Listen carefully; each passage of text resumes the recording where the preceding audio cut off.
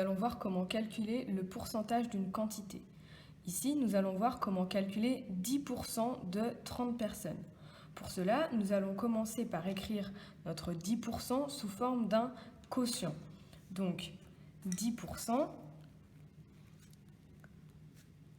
cela correspond à une fraction dont le dénominateur est 100. Donc, imaginons par exemple qu'il y ait 100 personnes. 10% voudrait dire qu'il y a 10 personnes de concernées. Donc, 10 sur 100, 10%. Voilà. Maintenant qu'on a écrit notre pourcentage comme un quotient, nous allons calculer 10% de 30 personnes.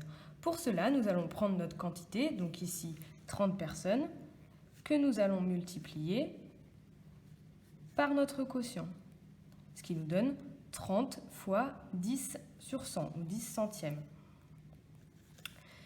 10 centièmes, c'est égal à 0,1. Donc, on va faire 30 fois 0,1.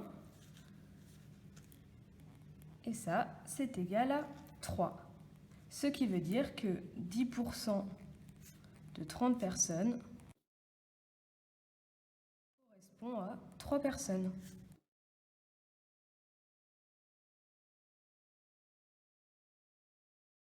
Nous allons ici voir comment calculer une réduction.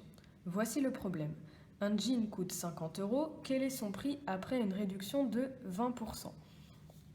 Donc, une réduction de 20%, ça veut dire qu'on va enlever 20% du prix de départ.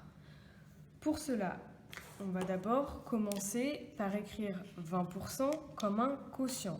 Je rappelle que 20%, c'est égal à 20 sur 100. Nous allons ensuite calculer le montant de la réduction. C'est-à-dire que nous allons calculer 20% de 50 €. Pour cela, nous allons multiplier donc, le prix de départ, 50 €, par 20%.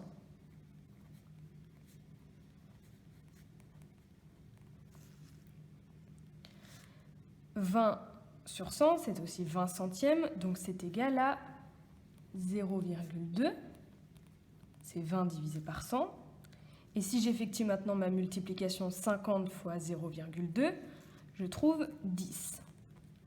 C'est-à-dire que j'ai le droit à une réduction de 10 €.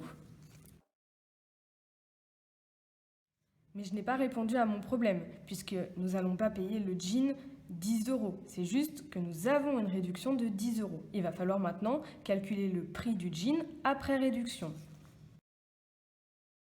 Pour cela, il suffit d'enlever 10 € au prix de départ. Donc 50 moins 10, c'est égal à 40.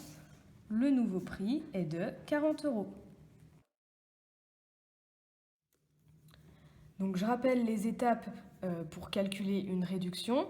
On commence par calculer le montant de la réduction en multipliant le prix de départ par le pourcentage. Et ensuite, on enlève le résultat au prix de départ.